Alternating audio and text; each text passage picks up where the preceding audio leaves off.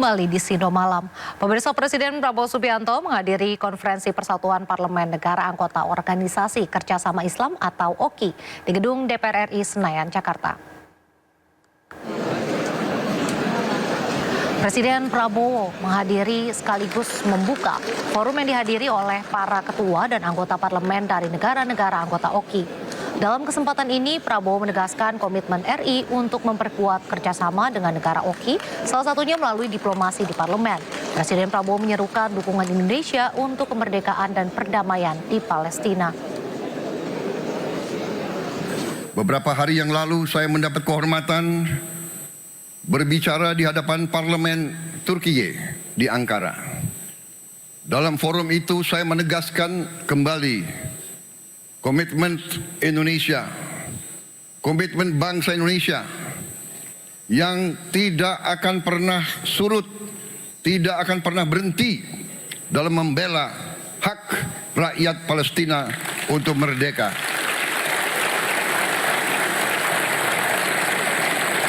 Saya ulangi kembali di forum ini, sudah tiba waktu. Jangan kita sekedar berdiskusi. Jangan menyusun resolusi lagi. Rakyat Palestina terlalu lama menjadi korban. Rakyat Palestina membutuhkan suatu keberpihakan, suatu tindakan yang nyata.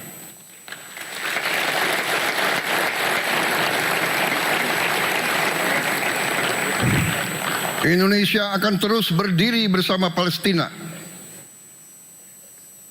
Perjuangan ini akan semakin kuat bila kita, dunia Islam, negara-negara Islam yang mewakili seperempat umat manusia bisa bersatu. Marilah kita atasi perbedaan kita. Marilah kita atasi kecurigaan kita. Marilah kita atasi rivalitas di antara kita. Marilah kita lihat hal-hal yang penting, yaitu keselamatan umat Islam. Ketua DPR RI Puan Maharani menerima penyerahan keketuaan Forum Uni Parlemen Negara-Negara yang tergabung dalam Organisasi Kerjasama Islam kepada Indonesia. Dengan ini, Puan sebagai Ketua DPR RI pun resmi mengemban tugas sebagai Presiden PUIC ke-19 untuk tahun ini. Puan dinobatkan sebagai Presiden PUIC ke-19 usai secara simbolis dilakukan serah terima palu sidang dari Ketua Majelis Nasional Republik Pantai Gading, Adama Bitogo. Pemberian palu sidang ini sekaligus menandakan DPR resmi menjadi Ketua PUIC dengan Puan sebagai pemegang presidensi. Puan menyatakan Indonesia berkomitmen akan memperjuangkan sejumlah isu global yang berdampak kepada negara-negara anggota OKI, termasuk dukungan untuk perjuangan kemerdekaan Palestina. Tadi Ibu Ketua DPR RI, Ibu Puan Maharani telah mendapatkan pengukuhan sebagai Ketua atau Presiden Organisasi Parlemen Negara-Negara OKI. Jadi dari sebelumnya adalah presidensi dari Pantai Gading dan tahun ini adalah Indonesia menjadi pemimpin untuk Parlemen Negara-Negara OKI. Nah, ini kembali mengukuhkan bahwa Indonesia itu dianggap sangat penting perannya di dalam menjawab tantangan global yang juga dialami oleh negara-negara OKI. Jadi keketuaan ini membawa dampak yang sangat banyak untuk Indonesia karena selain yang pasti prestis ya, sangat bergengsi, dan yang kedua tentunya Indonesia bisa mendirect ya penyelesaian konflik di Palestina dan juga di daerah lain yang melibatkan saudara-saudara Muslim kita. Ya, tadi juga Ibu Ketua DPR menerima bilateral dengan delegasi dari Palestina. Palestina sendiri menyatakan bahwa Sebelum menghadiri Forum Uni Parlemen OKI, Presiden Prabowo Subianto berkunjung ke Brunei Darussalam. Presiden menerima bintang kehormatan dari Sultan Brunei. Presiden Prabowo mendarat di Bandar Seri Begawan, Brunei Darussalam pagi tadi. Presiden Prabowo Subianto menerima bintang kebesaran tertinggi dari Kesultanan Brunei Darussalam. Penghargaan Darjah Kerabat Laila Utama yang amat dihormati dianugerahkan langsung oleh Sultan Hasan Al-Bolkiah di Istana Nurul Iman, Bandar Seri Begawan. Penghargaan ini merupakan tanda jasa tertinggi dari Kesultanan Brunei yang diberikan kepada para kepala negara dan pemimpin dunia.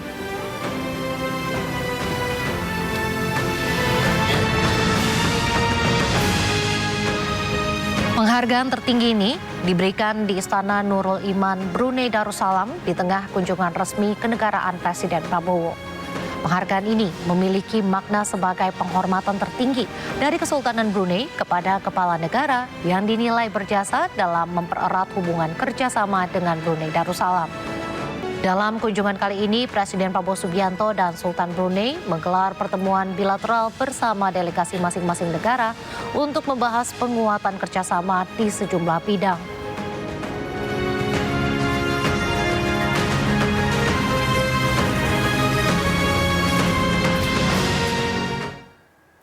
Pemirsa, setibanya di Arab Saudi, putra mahkota Saudi Muhammad bin Salman langsung menyambut Donald Trump di landasan pacu bandara di Riyadh. KTT akan mempertemukan Presiden Amerika Serikat dengan para pemimpin Teluk Arab.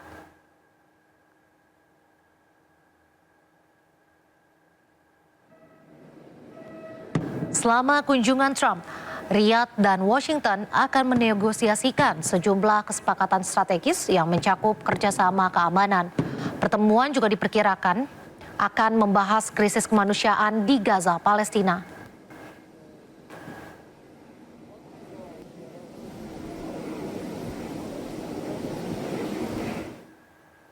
Sebelumnya, saat Presiden Amerika Serikat Donald Trump melakukan kunjungan luar negeri resmi pertamanya ke Saudi Arabia, pesawat kepresidenan Amerika Serikat sempat dikawal jet tempur F-15 Arab Saudi. Lawatan Trump ke Arab Saudi merupakan kunjungan pertama ke luar negeri sejak ia dilantik menjadi Presiden Amerika Serikat Januari lalu. Sebelum mendarat di Riyadh, Trump dikawal sejumlah jet tempur F-15 Angkatan Udara Arab Saudi. Pengawalan tersebut sebagai bentuk penghormatan kepada tamu sampai memasuki wilayah udara Arab Saudi.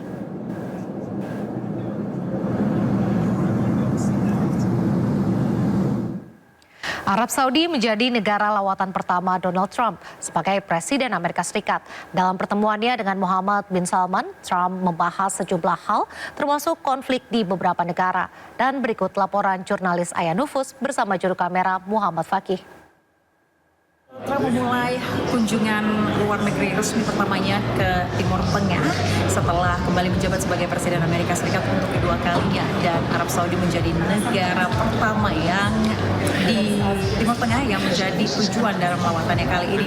Dan Donald Trump tiba di Bandara Udara King Khalid pada hari Selasa pukul 9.40 waktu Arab Saudi dan disambut oleh Pangeran Muhammad bin Salman, dan dengan upacara penyambutan tamu negara, dan kemudian langsung menuju ke Saudi Royal Court untuk melakukan makan siang bersama dan melakukan pertemuan bilateral untuk membahas sejumlah kesepakatan strategis baik di bidang pertahanan, keamanan maupun perdagangan.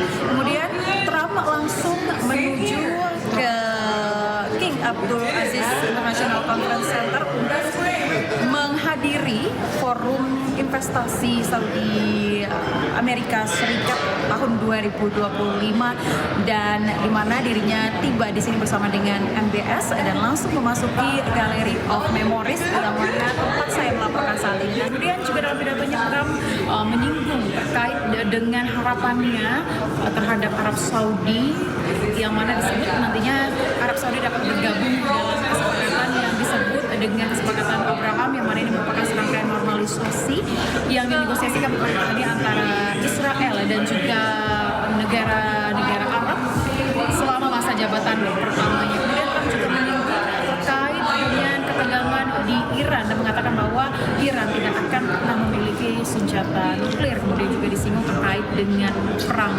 Rusia-Ukraina hingga bagaimana nantinya Trump akan mengakhiri sanksi terhadap sejumlah negara, salah satunya adalah negara Syria. Dan dalam pertemuan ini, pemirsa, juga dihasilkan sejumlah perjanjian investasi yang mana ada sekitar 145 penawaran yang bernilai sekitar 300 lebih miliar dolar Amerika Serikat yang terdiri dan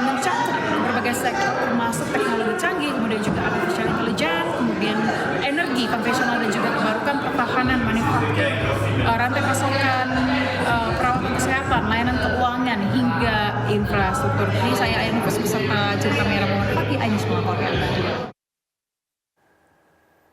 Kita beralih ke informasi lain pemirsa, aksi premanisme ormas di sejumlah daerah dinilai telah mengganggu iklim usaha sehingga membuat investor enggan masuk ke Indonesia. Banyaknya aksi ormas yang kebablasan membuat Menteri Dalam Negeri Tito Karnavian membuka peluang merevisi Undang-Undang Ormas.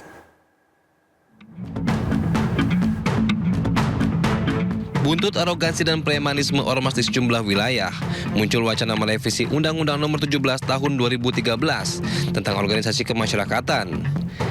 Revisi untuk mempercepat pembubaran ormas yang dinilai kerap mengganggu keamanan dan ketertiban di tengah masyarakat. Menteri Dalam Negeri Tito Karnavian membuka peluang merevisi Undang-Undang Ormas. Menurut Tito, banyak peristiwa ormas yang kebablasan sehingga harus ada pengawasan dan audit keuangan yang ketat. Namun, undang-undang bersifat dinamis, sehingga perubahan situasi juga bisa memengaruhi isi dan pelaksanaan undang-undang. Wakil Ketua MPR RI Edi Suparno juga menegaskan bahwa pemerintah perlu segera mengambil tindakan tegas terhadap aksi premanisme oleh oknum anggota ormas untuk memberikan kepastian pada dunia usaha akan iklim investasi di tanah air.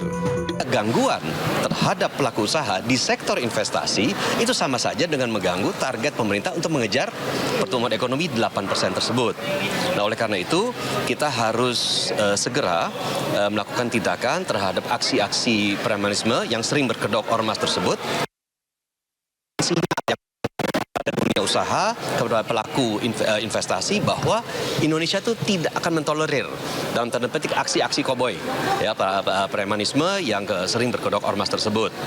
Nah, selain itu juga terakhir saya juga ingin menyambut dengan gembira pernyataan dari Mendagri yang menyatakan bahwa beliau siap untuk melakukan evaluasi terhadap undang-undang ormas ya untuk memperkuat aspek pengawasannya. Saya menyambut gembira meskipun saya rasa jika penegakan hukum dilakukan secara kuat dan konsekuen ya perubahan legislasi itu mungkin tidak perlu. Yang penting di lapangan pengawasan dan penegakan hukumnya itu bisa dilaksanakan secara konsekuen. Lancarnya investasi dipengaruhi dua syarat utama, yakni jaminan keamanan dan kepastian hukum. Tim Liputan iNews melaporkan. Sebuah video mediasi antara sejumlah pengusaha lokal di Cilegon, Banten yang diduga mengancam dan mengintimidasi pengusaha asing agar dilibatkan pada pembangunan proyek strategis nasional viral. Namun polisi mengatakan telah memediasi kedua belah pihak. Harus jelas tanpa ada lelang. 5 triliun untuk Kadin, 3 triliun untuk Kadin tanpa ada lelang. Bagi. Selesai.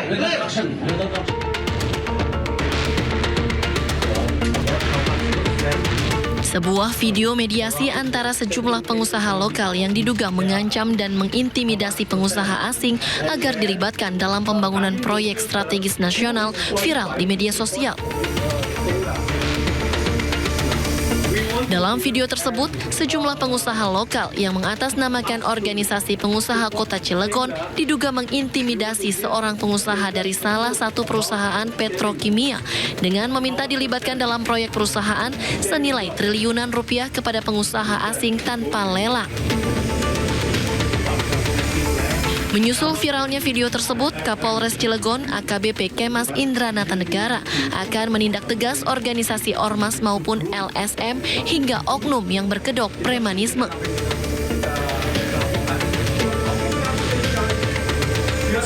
Berkaitan dengan premanisme ini, Polres Cilegon berkomitmen sesuai dengan perintah Pak Kapolri dan Pak Kapolda Banten, kita tindak tegas ormas-ormas yang berkedok premanisme, kemudian juga LSM juga, oknum-oknum yang berkedok premanisme, itu juga kita tindak tegas apabila ada di wilayah hukum Polres Cilegon.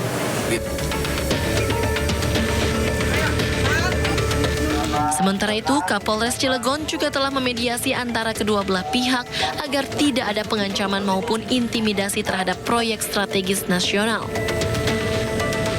Dari Cilegon, Banten, Iskandar Nasution, iNews melaporkan. Sementara itu, Ketua Umum Kamar Dagang dan Industri Indonesia atau Kadin, Anindya Novian Bakri, akan menyelidiki kasus permintaan jatah proyek yang dilakukan oleh pengusaha lokal terhadap pengusaha asing di Cilegon. Dan sudah mulai tim verifikasi dan juga etis untuk melihat keluhan daripada dan pertanyaan masyarakat di Cilegon. Pasti Kadin itu selalu fokus untuk meningkatkan perdagangan dan juga investasi, dan tentu menginginkan kepastian hukum dan tidak ingin ada tindakan-tindakan yang melawan hukum dan juga represif. Jadi kalau ada hal-hal seperti itu lebih ke arah oknum, dan itu levelnya kan kabupaten kota, sehingga kita akan bekerjasama dengan provinsi dan Kadin Indonesia juga mengerahkan WKUK hukum dan organisasi untuk benar-benar kita menindaklanjuti dan menyikapi secara bijak dan cepat.